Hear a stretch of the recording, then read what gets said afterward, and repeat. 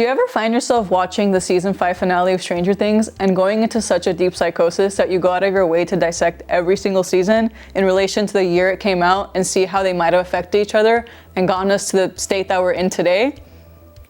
No? Well, that's how I'm spending my January. Welcome to the Stranger Things retrospective. I'm coming in. What's up, Lilith? I brought my bike. It's the 1980s, you know, just gotta enjoy myself. I heard you're watching Stranger Things. It's okay if I talk about it with you? I thought we were gonna go back to the year it came out, not the year the show takes place. 2016? Yeah, like Kylie Jenner lip kit, Snapchat filters. Oh, Snapchat filters, Obama, going into Trump.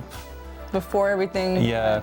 to the upside down. Marvel was really cool at this time. Like, we really enjoyed Marvel. Yeah. Okay, yeah, let's go to 2016, to Stranger Things Season 1. Put that bike away. Okay, I'll put it away. And so let me just roll out some things that define 2016. So during 2016, Netflix is still being considered a fairly new player in the TV/streaming media world. It was an alternative to cable due to cable being so safe, but also super expensive. And boring. And during this time, Netflix and cable were at war. There's a thing called the reboot era that was coming in and changing the game and making media somewhat exciting. So we have films like Rogue One with the return of Darth Vader. We have Finding Dory, which is pushed to death by Ellen DeGeneres. And we also have Bridget Jones 3 coming out. You also have TV shows like Gilmore Girls, Fuller House. So there's this beginning of newness, of like this nostalgia factor coming in. I feel at this time it was more acceptable for corporations to dip into the past and look into ways to reinvent our understandings of our favorite movies and TV shows. We, the audience, saw this change as exciting as it went against the modernistic era of like blues, grays, and films that are kind of trying to be like Christopher Nolan films. Manchester by the Sea. Yeah, Manchester by the Sea.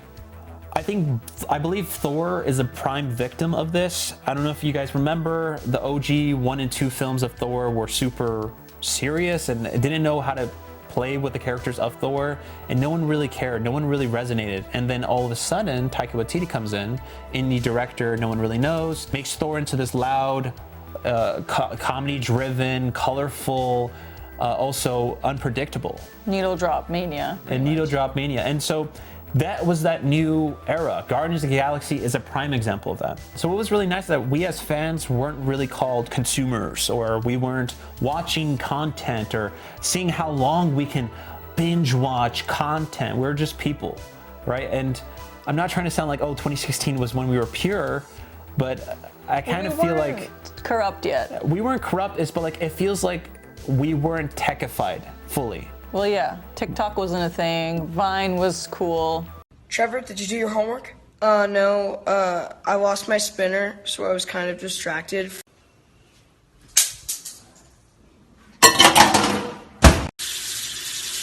You can't spin in hell. Yeah, and like Netflix was still kind of considered a streaming service. Like it was still more towards TV shows. And then I think Netflix now is more like a brand or more of a tech company. There was some good original shows and movies that came out during this time that we're still feeling the aftermath of. We have Zootopia, we have Moana, we have The Lobster, which is the famous director, I think, I'm blanking on his name. Yorgos Lanthimos. We have The Witch by Robert Eggers. We have the show like Lucifer, The OA, Black Mirror, The Crown, and some of those are Netflix originals. And then we have Stranger Things.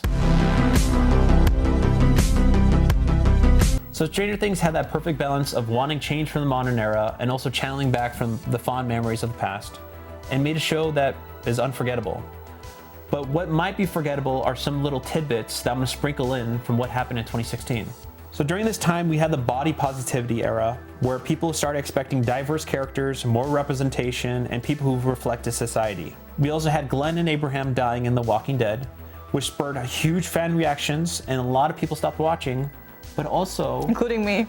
Yeah, but also kind of made the corporations and these companies realize reactions really get a lot of people talking on these media platforms. What if we could use that? Hamilton is huge. All these nerdy kids that everyone thought they were losers are now no longer losers. The slow change.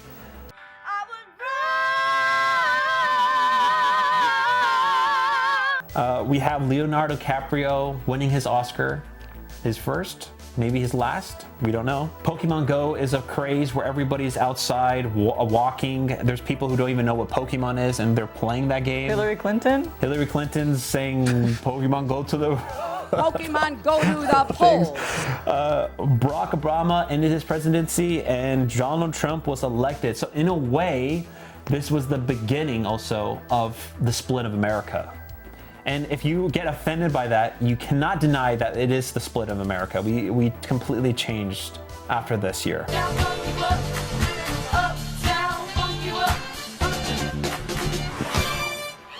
Stranger Things season 1. What do you think? What are you feeling? Well, unlike you, I watched it when it came out. I was 16 years old and I was a very young, impressionable teenager. So admittedly, I too was a loser that spent most of my days in high school reading the fattest copy of Stephen King's It in the back of class. And I'm not gonna lie, I thought I was the shit when I pulled that really big book out, slammed it on my desk and had everyone look at me. Like, I really thought I was the girl in my class. Not that anyone cared, but in my head, I was a main character. And I really love that the show made those people the main characters. I mean, everyone's a nerd, everyone's into D&D, and they're unapologetic. Like, they're constantly referencing Star Wars, they're constantly referencing E.T., all of Spielberg's classics. You have the Queen Winona Ryder in the show. She's why I watched this show, and I feel like we kind of forget that that was the original pull. It wasn't the spectacle, it wasn't the fact that it was on Netflix. There was no clout when this came out. I already mentioned her, but Winona Ryder was my absolute favorite. From Heathers to Edward Scissorhands, Beetlejuice, she was the perfect embodiment of the not like other girls girl, and the ultimate INFP and Queen of Halloween. I am forever jealous of her birthday. Not to mention, I was only reading Stephen King during this time. Well, it's kind of crazy that you started reading it at the same time when Stranger Things was about to pop off.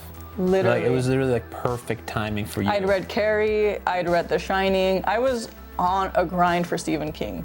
Yeah, and I wonder how many other people were on that exact same grind. Like, I can't imagine how perfectly, this was almost like this show was literally made for me.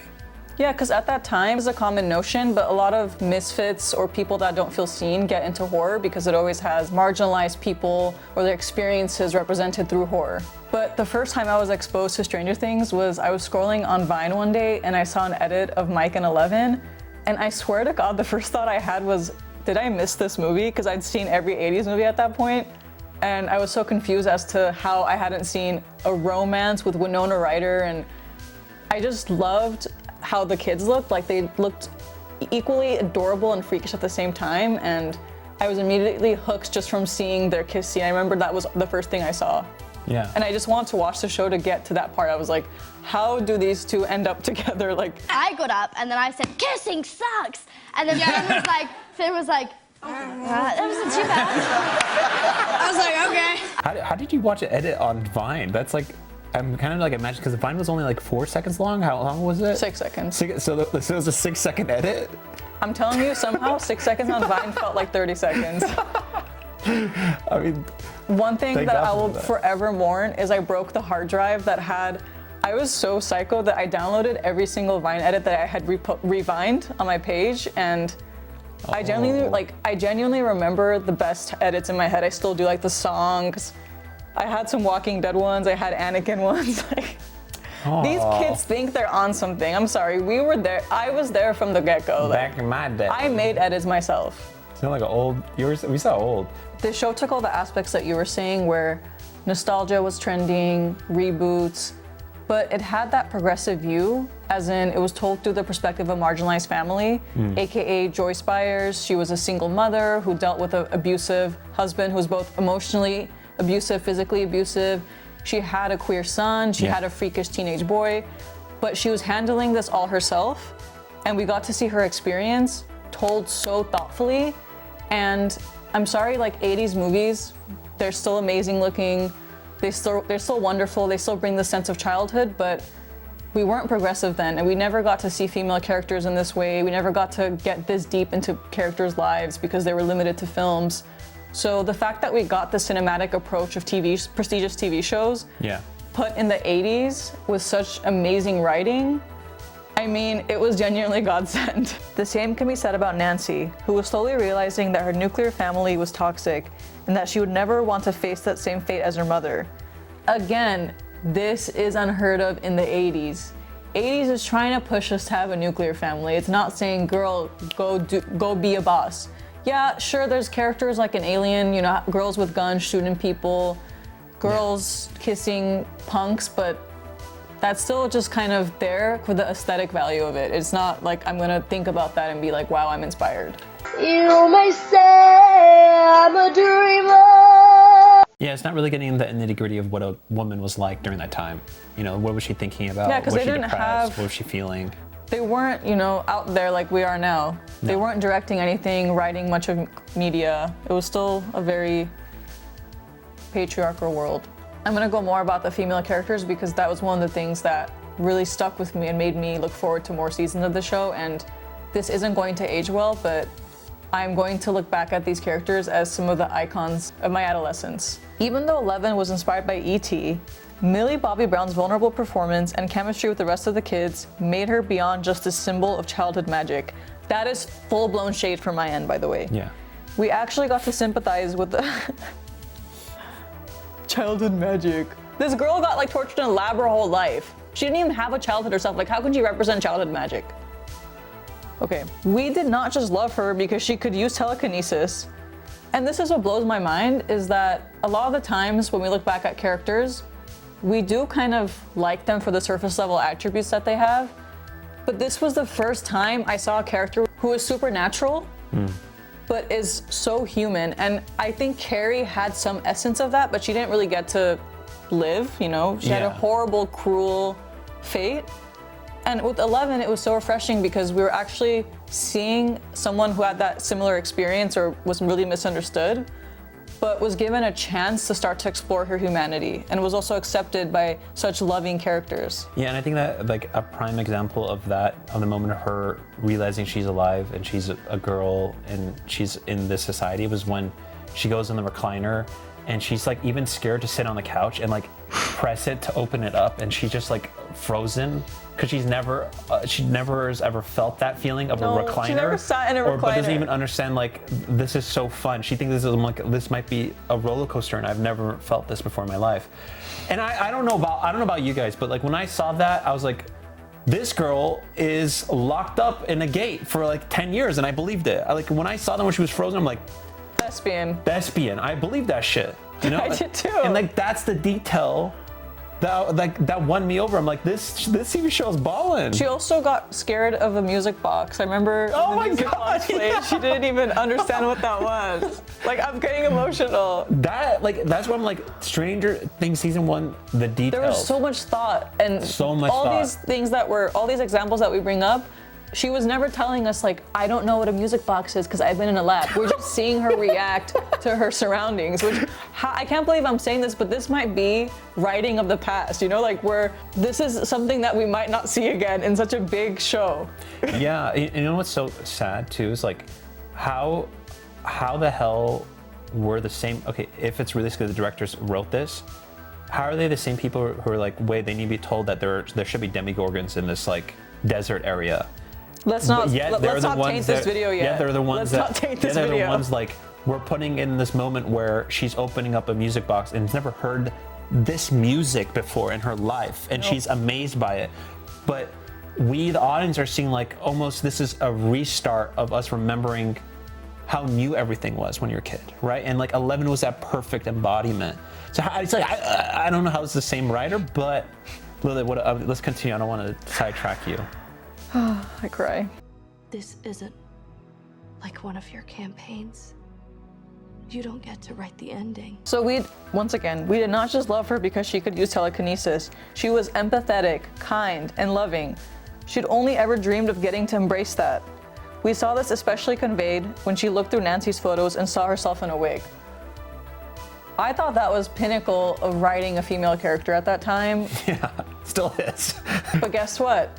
It wasn't just these characters that were written stunningly. We also had Jim Hopper, who I thought was one of the best character arcs in television, and that didn't also age well, but let me just get into why he killed it. So initially, Hopper was another one of those Harrison Ford-like characters, but he had one of the most touching backstories ever that would instantly make any viewer bawl their eyes out. Yeah. He too was in a very unconventional position, just like Joyce. See how this is all making sense? We have all these misfits, finding out about their backstories, about their personalities, and how they're all gonna band together and find belonging. He was a divorced man and someone who had lost a child, but he was too insecure in letting that go and feeling those feelings out, so he constantly held up this facade of masculinity and just kind of was literally, I mean, he was an addict, he was an alcoholic, so Yeah. I get it. He was emotional. He was an emotional man. You don't really see that in the 80s. I mean, Rambo, but that Rambo film, I don't know what's the actual film name, but like, the dude had PTSD, and his answer of dealing with his emotions, killing people. Right? So during that era, like, you're emotional, you kill people. That was the answer. This guy just had emotions. Hopper's answer was backing up a woman that the whole town thought was experiencing psychosis. He was like one of the only people that believed in this mother who was so putting everything within her to find her son that she was sure was alive. I love that. She was talking to the wall with like, what happened to the show? But like, see, like, remember, when I was saying, like, I know you said Winona Ryder doesn't play, she does play these roles, but she's playing a role nobody wants to be. Like that moment where she's surrounded by lights and her son's like even saying like, I think you're crazy. Like, I think, but they have a whole fight in the middle of the street. And they have a whole fight in the middle of the street, but like that moment, because like that was all lead up, all those moments of like, she's crazy, she's crazy, she's crazy. But when Hopper says, you're not crazy and I'm gonna believe you for a second and try to figure out where's your son, that is when like the show took into a whole new direction. And then you realize that he understands her to another level because he's also lost a daughter. He's like, it's almost like he also doesn't want his daughter to not be dead. So I thought this would be cathartic, but I'm getting so sad that this gold was just turned into literal landfill. It's making me... Yeah. But at least we have season 1. Forever. You know? Forever. I have that on Blu-ray. They cannot change that. So I'm never buying that 4K box because I don't want 5 in there. Yeah.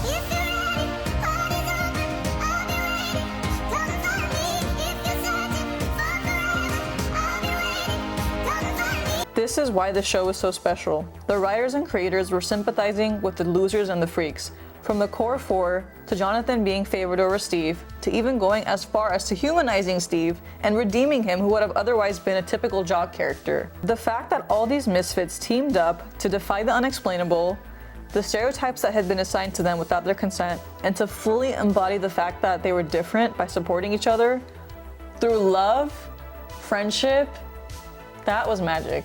So now I'm gonna get into how all the context that you gave about 2016 is reflected in some of the writing choices of season 1 of Stranger Things.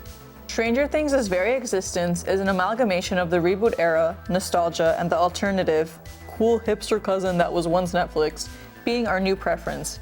It takes all that we love about the retro, but applies our progressive ideas, because this was when being progressive was refreshing. This was when being progressive meant just, trying to represent people that actually exist from our day-to-day. It wasn't a mandate. This wasn't something that the CEO pushed and you had to checklist what you had to put in your show. Yeah, am I crazy to say like there was less of that feeling back then in 2016 and there's way more of that feeling now? Like it almost feels very controlled of like what and it feels unnatural and it feels cartoonish because they're so scared that they're not gonna appease us when it's not that hard. Just write good characters. What I think was really exciting about Stranger Things is that it gives a proper answer as to why they should make a 80s film in 2016.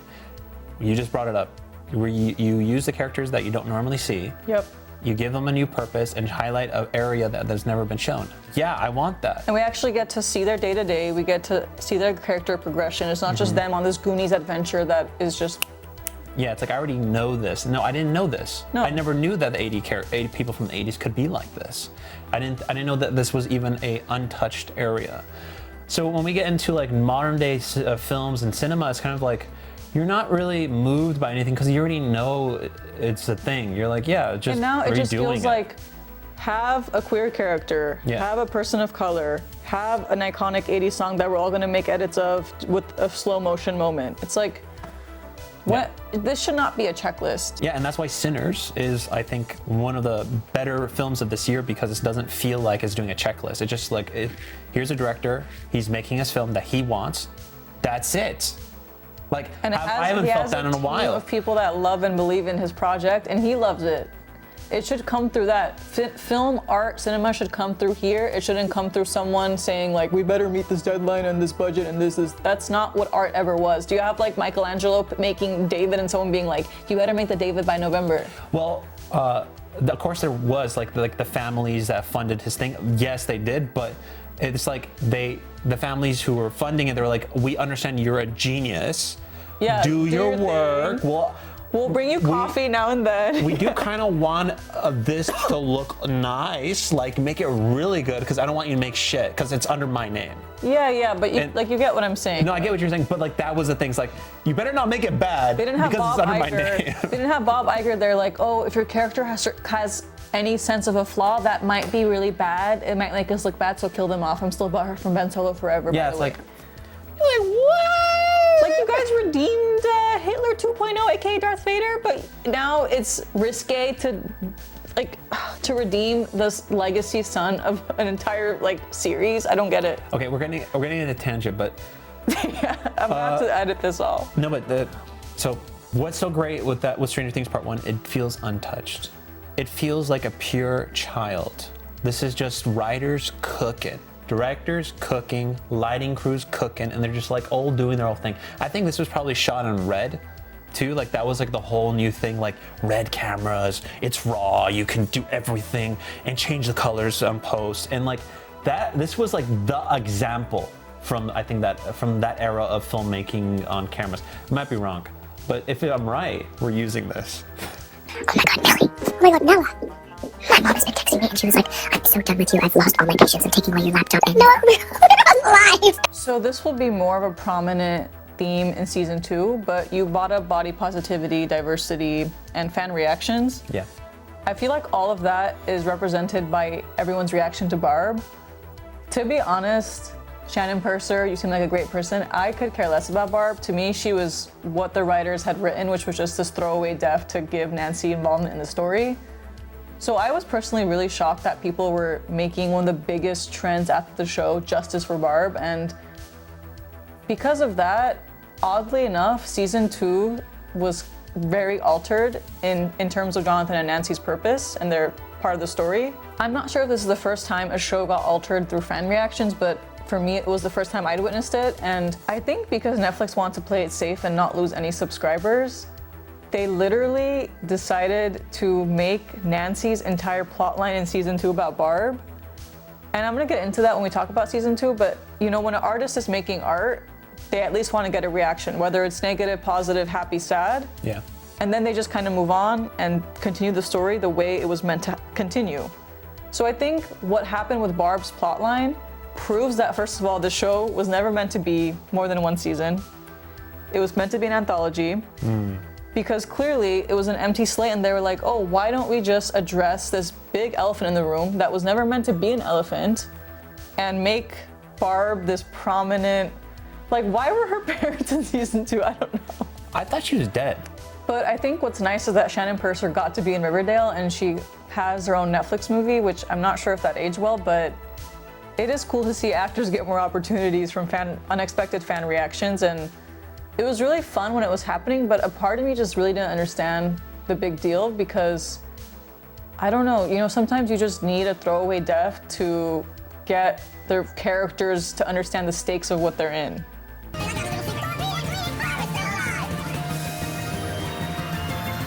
And I wonder if this is maybe where the Duffer Brothers got a little bit jaded. They got a little bit more scared and they got nervous. So if I kill somebody off, if Barb now I have to explain it, serve them justice in the court. And I don't have time to give. And that was the thing we were talking to each other about. If they kill one of these characters off, imagine the Duffer Brothers needing to write them dying, but also the aftermath of it. And I don't think they could do that. I don't think they can write, and especially the way That's that why they're they writing kill off right secondary characters, because you don't need to now. make that affect the plot. Yeah, and I think that's what scared them. If Barb is getting this reaction, Yeah, she's in like literally a scene. what if Steve dies? You know, like what level of writing? This is why they need some Gen Z people in their team, because Gen Z will understand that that was just a meme. People get over it. It's okay. You think? I thought Gen Z people would make it. I just think in general, you shouldn't listen to the fans that much. Like, that's what I'm saying. Like, someone, if there had a gay intern there, he would have been like, "This is just like a Twitter trend. Don't worry. Like, we're still gonna watch the show. Yeah, like, don't take it too serious. Just bring back the people we like. Just give Steve more plot, like screen time. He's hot. That's all. Yeah. Everyone will forget about Barb. Barb, you. Another aspect of the show that I think was also affected by the fact that it blew up, everyone was into it, and you wanted to watch this with your mama, your daddy, your grandma, your grandpa, is that it went from being a show that was for sure exclusively for adults and young adults to a show for everybody, because in season 1, there was a scene that happened when Barb died, by the way. So the maturity of the show is evident in its commentary on class differences, sexuality, and the fact that it featured Winona Ryder, who most young adults wouldn't see as this immediate drawing point of the show. You know, you had to have grown up with her, I would say, to watch the show for her. And yes, everyone was buying Eggos, putting up Christmas lights on their walls, and you guessed it, dressing up as 11 and walking around with the blonde wig that they bought from Amazon. And there was a time when you could walk into Walmart and Target and not be bombarded by a bunch of Stranger Things branded items. You had to go in the trenches for merchandise. Like, you had to find some really cool Etsy shops. I personally was following the pin pages on Instagram. Like, I genuinely followed more pin accounts and pin makers than humans on Instagram. And I remember back then that you could follow a topic. Yeah. So I would see every pin related. You can follow a hashtag. Yeah, you can follow a hashtag. What happened to Instagram? that could be a whole video, but I want to show you some of my most beloved merchandise that I feel like will age like fine wine, and this could probably end up in like a Goodwill when I die and my kids don't give a about 11. This is just 11's profile. Classique. This one is really tiny, but it's so detailed. Like, you even see her striped socks. This is one of my favorite scenes in the whole show. The music in this part, Dustin's line delivery, Gaten Matarazzo. This pin is very millennial, and I'm not a millennial. And I was obsessed with Bob's Burgers, especially Louise, and this is the love child of Louise and 11, and it says, "Friends don't lie." I mean, this should be in the Louvre, in my opinion. And this is my favorite one, best for last. It says 11's Eggo's waffle on it, and it says 11 waffles. Like, is this not the pinnacle of merch? Like, this is better merch than what they make now. And that is officially licensed, I would say. Yeah, because it's made by fans. They care about all the details. They're like obsessed with it, and they like have the opportunity to make merch, and they're not gonna get a cease and desist letter because Stranger Things does not really think about like merch opportunities. You know, like they're not making a season to like, oh, how much freaking merch are we gonna make this year? Can we get Chips Ahoy on this? Yeah, they're just like Eggos. Eggos are cute. Eggos. Yeah. Eggos are cute. Yeah. So, season 2. What do we got in store? All right, come on. Can you read? This is really cool. Can I read? Yeah, can you? Can you host?